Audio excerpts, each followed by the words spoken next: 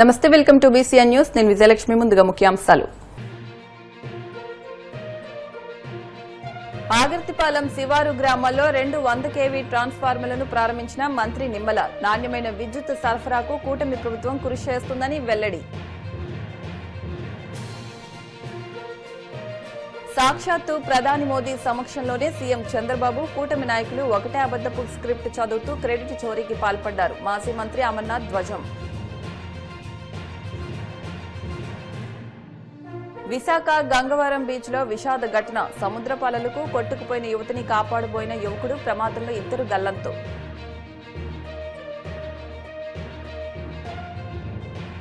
సికింద్రాబాద్ ఉజ్జయిని మహంకాళి అమ్మవారిని దర్శించుకున్న తెలంగాణ సీఎం రేవంత్ రెడ్డి. ప్రభుత్వం తరపున జగన్మాతకు పట్టు వస్త్రాలు, బోనం సమర్పణ.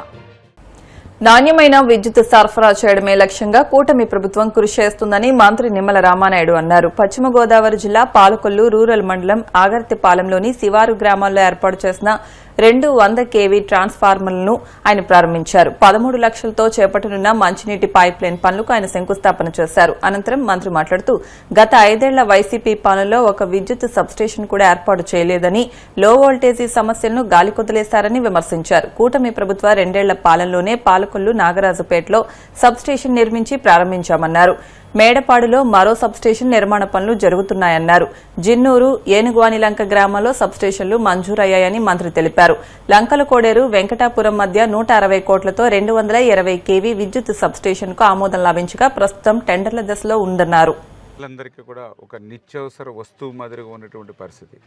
ఒక పూట భోజనం లేకపోయినా పర్లేదు, కానీ ఒక గంట కరెంటు లేకపోతే ఉండలేనిటువంటి పరిస్థితి ఈరోజు మనందరం కూడా చూస్తూ ఉన్నాం. ఎప్పటికప్పుడు విద్యుత్తు వాడకం కూడా పెరుగుతున్నటువంటి పరిస్థితి. మహిళలు సైతం ఇంటిలో సైతం ఆ విద్యుత్ మీదే ఆధారపడి మిక్సీల దగ్గర నుంచి, గ్రైండర్ దగ్గర నుంచి, మోటార్ల దగ్గర నుంచి, ఫ్రిడ్జ్లు, టీవీలు, ఫ్యాన్లు, ఇట్లా అన్నిటి మీద ఈరోజు ఇంటిలో కూడా డిమాండ్ కూడా పెరుగుతున్నటువంటి పరిస్థితి కరెంటుకి మనందరం కూడా చూస్తూ ఉన్నాం. ఈ పెరుగుతున్నటువంటి కరెంటుకి అనుగుణంగా మన పాలకులలో కూడా ఆ రోజు 14, 19, 5 సంవత్సరాల మన తెలుగుదేశం పార్టీ ప్రభుత్వంలో ఆ రోజు మరి సబ్స్టేషన్లు మీ అందరికీ తెలుసు. అటు ఎలపకూరులో ఒక సబ్స్టేషన్, పెనుమదంలో ఒక సబ్స్టేషన్, ఏఎంసీ దగ్గర ఒక ఇండోర్ సబ్స్టేషన్, ఇక్కడ ఆగర్తిపాలెంలో ఒక సబ్స్టేషన్, టిట్కో ఇళ్ళ దగ్గర ఒక సబ్స్టేషన్. 5 సంవత్సరాల్లో 5 సబ్స్టేషన్లు కట్టాం. 1924 ప్రభుత్వం మారింది. 5 సంవత్సరాల వైసీపీ పాలనలో ఎక్కడా కూడా ఒక్క సబ్స్టేషన్ కట్టినటువంటి పరిస్థితి లేదు. దయవుంచి తేడా గమనించండి. 14, 19 5 సబ్స్టేషన్లు. ఎందుకంటే ఆ రోజు ఎక్కడికక్కడ లో వోల్టేజ్ ప్రాబ్లం ఉంది, దాన్ని క్లియర్ చేయాలనే ఉద్దేశంతో 5 సబ్స్టేషన్. మరి తర్వాత 19 తర్వాత కూడా విద్యుత్ వాడకం పెరుగుతూ వచ్చిందిగా. మరి ఎందుకు 5 సంవత్సరాల్లో మళ్ళీ సబ్స్టేషన్లు ఊసేత్తల. మళ్ళీ 24లో మన ప్రభుత్వం వచ్చిన తర్వాత వెంటనే నాగరాజుపేటలో సబ్స్టేషన్ ఆల్రెడీ పూర్తి చేసి ప్రారంభం కూడా చేసుకున్నాం గౌరవ విద్యుత్ శాఖ మంత్రివర్యుల చేతుల మీదుగా. అదేవిధంగా మొన్న మేడపాడులో 2వ సబ్స్టేషన్కి శంకుస్థాపన చేసాం. అవి కూడా ఒక నెల 2 నెలల్లో ఆ పనులు కూడా కంప్లీట్ అవుతాయి. ఈ 2 సబ్స్టేషన్లు కాకుండా మళ్ళీ ఇప్పుడు వైవీలంకలో కూడా ఒక సబ్స్టేషన్ మంజూరు చేసాం. అదేవిధంగా జున్నూరులో కూడా ఒక సబ్స్టేషన్ మంజూరు చేసాం. అంటే 2 ఇయర్స్లో 4 సబ్స్టేషన్లు వస్తూ ఉన్నాయి ఈరోజు మన పాలకొల్లు నియోజకవర్గానికి. ఈ 4 కాకుండా మళ్ళీ 130 సబ్స్టేషన్ కూడా ఒకటి పెనుమరులో తీసుకుంటే బాగుంటుందనేటువంటిది కూడా ప్రపోజల్స్ తయారు చేసుకుంటూ ఉన్నాం. ప్రజలందరూ కూడా ఆలోచన చేయాలి. 19, 24 0, 14, 19 5, మళ్ళీ 24, 26 2 సంవత్సరాల్లో 4 చూడండి. అప్పుడు 5, ఈ 2 ఏళ్ళలో 4, మధ్యలో 5 సంవత్సరాలు అసలు సబ్స్టేషన్ ఊసే లేదని అంటే ప్రజలు ఎన్ని బాధలున్నా, ఎన్ని కష్టాలున్నా వాళ్ళకి పట్టదు వైఎస్ఆర్సీపీ పార్టీ. వాళ్ళకి మనకున్నటువంటి తేడా అది. ఇవన్నీ ఒక ఎత్తు. పాలకులకి ఈ సబ్స్టేషన్లన్నింటికి కూడా కరెంటు రావాలని అంటే అటు భీమవరం నుంచి, ఇటు నర్సాపురం నుంచి తీసుకుంటున్నారు. ఎందుకంటే మనకి 130 సబ్స్టేషన్ మన పాలకులలో లేదు. భీమవరం ఉంది, నర్సాపురం ఉంది, పెనుగొండ ఉంది, ఉంది. ఒక్క పాలకులకు లేదు, దురదృష్టం. అటువంటి స్థితిలో ఈరోజు 120, 130 కాదు, 220 సబ్స్టేషనే 162 కోట్ల రూపాయలు నిధులు మంజూరు చేసి ఆల్రెడీ టెండర్స్ పిలిచాము. త్వరలోనే ఆ 220 సబ్స్టేషన్ కూడా మనము లంకల కోడేరు వెంకటాపురం దగ్గర నిర్మాణం చేయబోతూ ఉన్నాం. అంటే ఆలోచన చేయండి, ఒక నియోజకవర్గానికి అత్యంత అవసరమైనటువంటి కరెంటు అవసరాలు తీర్చడానికి 2 ఏళ్లలోనే 4 సబ్స్టేషన్లు తీసుకొచ్చాం, 220 సబ్స్టేషన్ తీసుకొచ్చాం. 5 సంవత్సరాల గత పాలనలో చూస్తే దీన్ని ఊసే లేదు. అంటే పని చేసేటువంటి ప్రభుత్వం ఎట్లా ఉంటుందనేది ఈ 2 ఏళ్ల విద్యుత్ మన పాలకుల్లో తీసుకొచ్చినటువంటి ఈ సబ్స్టేషన్లే ఒక ఉదాహరణ అనే విషయాన్ని కూడా ఈ సందర్భంగా తెలియజేసుకుంటూ, అదేవిధంగా ఎక్కడ చూసినా ప్రతి గ్రామంలోనూ కూడా డబ్బా ట్రాన్స్ఫర్లు, పార్టీలు అట్లా ఉన్నాయి. ఎక్కడికి వెళ్ళినా కూడా లో వోల్టేజ్, ఎందుకంటే నేను ఇప్పుడే చెప్పాను వాడకం పెరిగిందని. దానివల్ల దగ్గర 190 కొత్త ట్రాన్స్ఫార్మర్స్, అంటే 40 ఉన్న కూడా 60, 60 ఉన్న కూడా 100, 100 ఉన్న కూడా 160, ఇట్లా ఇప్పుడే చూసాం ఆగర్తపాలెంలో చిన్న గ్రామం ఇది. ఇప్పుడే 200 కేజీలు ఇప్పుడే మనము మా మిత్రులు ఇక్కడ ఉన్నటువంటి లోకల్ పెద్దలు ఓపెన్ చేసుకున్నారు. ఇట్లా 190 కొత్త ట్రాన్స్ఫార్మర్లు ఇచ్చాం 2 ఏళ్లలో. ఎందుకంటే గత 5 ఏళ్లలో అసలు ఆ డబ్బా ట్రాన్స్ఫర్లే తప్ప అసలు ట్రాన్స్ఫర్ ఊసేయలేనటువంటి పరిస్థితి. ఇట్లా ప్రతి విషయంలోనూ కూడా ఈ నియోజకవర్గ అభివృద్ధి, ఈ నియోజకవర్గ ప్రజల యొక్క సంక్షేమమే ప్రధాన ఎజెండాగా ఈరోజు ఒక ఎమ్మెల్యేగా ఉన్నా, మంత్రిగా ఉన్నా కూడా ఈ నియోజకవర్గ అభివృద్ధి అనుక్షణం చేస్తున్నాం. కాబట్టి ఈ పనులన్నీ కూడా జరుగుతూ ఉన్నాయి. ఇవన్నీ ఒక ఎత్తు. మీ అందరికీ తెలుసు, ఈవేళ కరెంటు మనం ఇచ్చి 2 ఏళ్ళు అయింది. కరెంటు ఛార్జీలు పెంచకుండా, ట్రూ అప్ కాకుండా ట్రూ డౌన్ ఛార్జీలు తగ్గించి ఇవ్వడం అనేది ద ఫస్ట్ టైం కూటమి ప్రభుత్వం మనం చూస్తూ ఉన్నాం. గత వైఎస్ఆర్సీపీ ప్రభుత్వం 5 ఏళ్లలో 11 సార్లు కరెంటు ఛార్జీలు పెంచారు. నాణ్యమైనటువంటి కరెంటు లేనటువంటి పరిస్థితి. కానీ ఈసారి కరెంటు ఛార్జీలు పెంచమని ఎన్నికల్లో చెప్పాం. ఇచ్చినటువంటి హామీకి కట్టుబడి పెంచడం కాదు కదా, కరెంటు ఛార్జీలు తగ్గించి ట్రూ అప్ కాదు ట్రూ డౌన్ అని చెప్పి ఒక రికార్డుగా ఈరోజు మేము పనిచేస్తున్నటువంటి పరిస్థితిని కూడా ప్రజలందరూ కూడా గమనించమని చెప్పేసి కూడా మీ ద్వారా అందరినీ కూడా. కూటమి ప్రభుత్వ 2.5 ఏళ్ల పాలనలో అభివృద్ధి శూన్యమని, కేవలం పబ్లిసిటీ, ఈవెంట్ మేనేజ్మెంట్, అబద్దాల ప్రచారం, రెడ్ బుక్ రాజ్యాంగంతోనే కాలయాపన చేస్తోందని వైసీపీ పశ్చిమ గోదావరి జిల్లా రీజనల్ కోఆర్డినేటర్, మాజీ మంత్రి గుడివాడ అమర్నాథ్ ధ్వజమెత్తారు. విశాఖపట్నం వైసీపీ కార్యాలయంలో నిర్వహించిన మీడియా సమావేశంలో ఆయన మాట్లాడుతూ, సాక్షాత్తు ప్రధాని మోదీ సమక్షంలోనే సీఎం చంద్రబాబు, కూటమి నాయకులు ఒకటే అబద్దపు స్క్రిప్ట్ చదువుతూ క్రెడిట్ చోరీకి పాల్పడ్డారని మండిపడ్డారు. 2019కు ముందు కేవలం ఎన్నికల గారడీ కోసం శంకుస్థాపన చేసిన చంద్రబాబు ఇప్పుడు భోగాపురం ఎయిర్పోర్టుకు కొబ్బరికాయ కొట్టి, గుమ్మడికాయ కట్టి తమదే ఘనత అని చెప్పుకోవడం హాస్యాస్పదమని వ్యాఖ్యానించారు. శ్రీ వైఎస్ జగన్మోహన్ రెడ్డి గారి మీద విమర్శలు చేసేటువంటి దానికి ఆ వేదికను వాడుకున్నారు.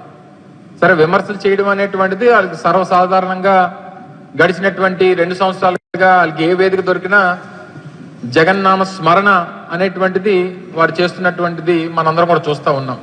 కానీ సాక్షాత్తు ప్రధానమంత్రి గారి ముందు కూడా అబద్ధాలు చెప్పడానికి వెనకడుగేయలేదు. ఇంకా దేశ ప్రధాని ముందే అబద్ధాలు చెప్పినటువంటి దానికి ధైర్యం చేసినప్పుడు ప్రజలకి ఎన్ని అబద్ధాలు చెప్తున్నారు అనేటువంటిది కొత్తగా చెప్పాల్సినటువంటి పని లేదు. కావాల్సినటువంటి అప్రూవల్స్ కానీ, ఎవరి పాత్ర ఏంటి, ఎవరు దీనికి పూర్తిగా సహకరించారనేటువంటిది ప్రజలు కూడా అన్ని వాస్తవాలు కూడా తెలుసుకున్నారు. నిన్న చంద్రబాబు నాయుడు గారు మాట్లాడుతూ కొబ్బరికాయ కొట్టింది నేనే, గుమ్మడికాయ కట్టింది నేనే అంటున్నాడు. ఎస్, ఇవి రెండే మీరు చేశారు. మధ్యలో మిగిలిన పని అంతా కూడా జగన్మోహన్ రెడ్డి గారు చేశారు. కొబ్బరికాయ కొట్టడానికి, గుమ్మడికాయ కట్టడానికి ముఖ్యమంత్రి అవసరం లేదు. ఎవరైనా కట్టేస్తారు. దారిని పోయినాడు ఎవరైనా కట్టేస్తాడు. కొట్టమంటే కొబ్బరికాయ కొట్టమంటే ఎవరైనా కొడతాడు, గుమ్మడికాయ కట్టమంటే ఎవరైనా కట్టేస్తాడు. కానీ భోగాపురం ఇంటర్నేషనల్ ఎయిర్పోర్ట్ కట్టింది మాత్రం జగన్మోహన్ రెడ్డి గారే అనేటువంటిది ప్రజలు వాస్తవాలు తెలుసుకున్నారనేటువంటి విషయాన్ని చంద్రబాబు నాయుడు గారు గుర్తుపెట్టుకోవాలి. 2019లో తెలుగుదేశం పార్టీ ప్రభుత్వం గద్దె దిగిపోయేటువంటి సమయానికి జగన్మోహన్ రెడ్డి గారు 2019లో ముఖ్యమంత్రిగా బాధ్యతలు తీసుకునేటువంటి సందర్భంలో 2700 ఎకరాలకు గాను సేకరించినటువంటి భూమి కేవలం 270 ఎకరాలు మాత్రమే. 270 నుంచి 290 ఎకరాలు మాత్రమే. అంటే నాట్ ఈవెన్ 10%. మరి 270 ఎకరాలు, 290 ఎకరాలు మాత్రమే మీరు సేకరించినటువంటి భూమితో అసలు మీరు శంకుస్థాపన ఎలా చేశారు? 2019లో చంద్రబాబు నాయుడు గారు భూమి లేదు, కాంట్రాక్టర్ లేడు, జిఎంఆర్ ఇంటర్నేషనల్ ఎయిర్పోర్ట్ ఇన్కార్పొరేషన్ లేదు, ఏది లేకుండా ఫిబ్రవరి 14, 2019 చంద్రబాబు నాయుడు గారు శంకుస్థాపన ఏ ఉద్దేశంతో చేశారు? ఎవరిని మభ్యపెట్టడానికి చేశారు? ఎవరిని మోసం చేయడానికి చేశారు? ఇది వాస్తవం కాదా?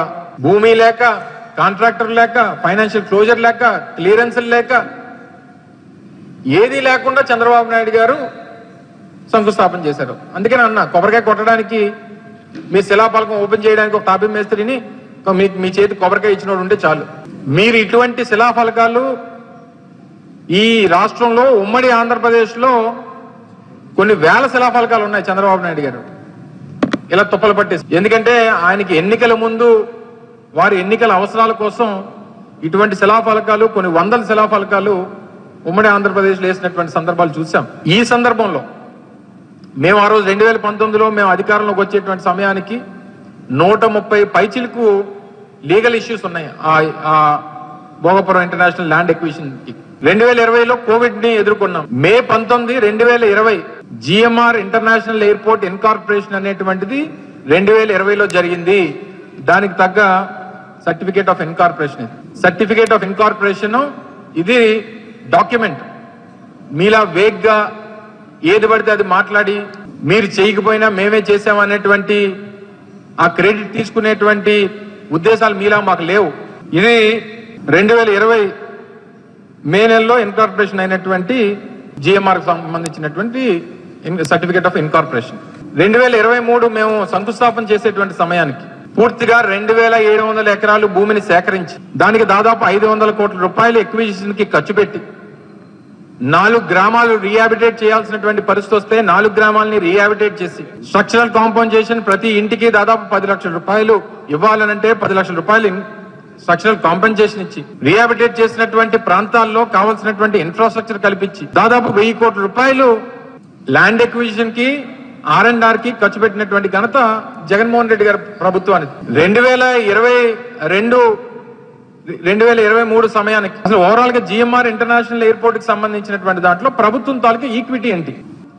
2026లో ఈ ఎయిర్పోర్ట్ ని ప్రారంభిస్తాం, ఇది టైం లైన్. 2026 ఈ ఆంధ్ర రాష్ట్ర ప్రజలకి ఉత్తరాంధ్ర ప్రజలకి ఈ ప్రాజెక్ట్ ని అంకితం చేస్తాం అనేటువంటి మాట ఆ రోజు ఈ రాష్ట్ర ప్రజలకు ఇచ్చారు. ఇది మేం చెప్పినటువంటి మాట కాదు. ఆ నిర్మాణం చేసినటువంటి సంస్థ జిఎంఆర్ గారు ఆ రోజు అదే వేదిక మీద నుంచి ఈ రాష్ట్ర ప్రజలకి ముఖ్యమంత్రి గారి సాక్షిగా దీన్ని 30 నెలల్లో పూర్తి చేసి రాష్ట్ర ప్రజలకు అంకితం చేస్తామనేటువంటి మాట చెప్పింది ఆ సంస్థ అధినేత జిఎంఆర్ గారు. నేను ఒకటే అడుగుతున్నా, నిన్న వేదిక మీద ప్రాజెక్టు డెవలపర్ అయినటువంటి మన దేశానికి రాష్ట్రానికి పేరు తీసుకొచ్చినటువంటి గొప్ప పారిశ్రామికవేత్త అయినటువంటి జిఎంఆర్ గారు ఈ ప్రాంతానికి ఉత్తరాంధ్ర ప్రాంతానికి చెందినటువంటి వ్యక్తి. ఆయనకి మాట్లాడేటువంటి అవకాశం మీరు ఎందుకు కల్పించలేదు? 5,600 కోట్ల రూపాయలు పెట్టుబడి పెట్టి ఈ ప్రాంతం నుంచి దేశాన్ని వెళ్ళినటువంటి గొప్ప వ్యక్తిగా పేరుగాంచినటువంటి జిఎంఆర్ గారు ఆ వేదిక మీద ఉంటే వారితో ఎందుకు మీరు మాట్లాడనివ్వలేదు? కేవలం వాస్తవాలు వారు మాట్లాడితే వాస్తవాలు బయటకు వస్తాయి. ఆయన నిజాలు చెప్పాల్సినటువంటి పరిస్థితి వస్తుంది. నిజాలు చెప్తే మీ తాలూకా క్రెడిట్ చోరీ ఎక్కడ బయటపడుతుంది అనేటువంటి భయంతో ఆ పెద్ద ఆయనతో మీరు మాట్లాడిచ్చేటువంటి అవకాశం కల్పించలేదు. మీ నలుగురు కలిసి జగన్మోహన్ రెడ్డి గారేమో ఎర్ర బస్సు రానటువంటి చోట ఎయిర్పోర్ట్ ఎందుకు అని అన్నారని చెప్పి తప్పుడు ప్రచారం చేస్తారా? ఇదే ఎయిర్పోర్ట్ కి 15,000 ఎకరాలు కావాలని చెప్పి, తర్వాత 10,000 ఎకరాలని చెప్పి, తర్వాత 5,000 ఎకరాలని చెప్పి ఆ ప్రాంతంలో ఉన్నటువంటి ప్రజల్ని భయభ్రాంతులు చేస్తే ఆ రోజు ప్రతిపక్ష నాయకుడిగా జగన్మోహన్ రెడ్డి గారి పోరాటంలో భాగంగా ఆ రోజు భోగాపురం ప్రాంతానికి వస్తే స్నేహితుల దినోత్సవం రోజున విశాఖపట్నంలో తీవ్ర విషాదం చోటు చేసుకుంది. సరదాగా గడిపేందుకు సముద్ర తీరానికి వెళ్లిన స్నేహితుల బృందంలో 2 భారీ అలల తాకిడికి గల్లంతయ్యారు. ఒకరిని కాపాడే ప్రయత్నంలో మరొకరు కూడా ప్రమాదానికి గురవడం తీవ్ర ఆవేదనకు గురిచేస్తుంది. ఈ హృదయ విదాకర ఘటన పెదగంట్యాడ మండలం పరిధిలోని పాత గంగవరం బీచ్ లో జరిగింది. ఫ్రెండ్షిప్ డే సందర్భంగా 4 యువతులు 3 యువకులతో కూడిన 7 స్నేహితుల బృందం సరదాగా గడిపేందుకు గంగవరం బీచ్ కు వెళ్లింది. వారంతా సముద్ర తీరంలో నిల్చుని ఫోటోలు దిగుతుండగా ఓ పెద్ద కెరటం బలంగా వారిని తాకింది. ఈ ఘటనలో జాలరిపేటకు చెందిన నీతు అనే యువతి అదుపు తప్పి సముద్రంలోకి కొట్టుకుపోయింది. నీతు నీటిలో కొట్టుకుపోవడాన్ని గమనించిన పెందుతికి చెందిన దామోదర్ వెంటనే ఆమెను రక్షించేందుకు సముద్రంలోకి దూకాడు. అయితే అలల ఉధృతి ఎక్కువగా ఉండడంతో అతను కూడా ప్రవాహంలో చిక్కుకుని గల్లంతయ్యాడు. దామోదర్ కు కనక మహాలక్ష్మి అనే యువతితో మరికొద్ది రోజుల్లో వివాహం జరగాల్సి ఉంది. ఇప్పటికే పెళ్లి పనులు కూడా ప్రారంభమైన తరుణంలో ఈ దుర్ఘటన జరగడంతో అతని కుటుంబంలో పెను విషాదం అలుముకుంది. సమాచారం అందుకున్న న్యూపోర్ట్ పోలీసులు, బీచ్ లైఫ్ గార్డులు వెంటనే సంఘటనా స్థలానికి చేరుకుని గాలింపు చర్యలు ప్రారంభించారు. ఇప్పుడు కాసేపు ప్రకటనలు.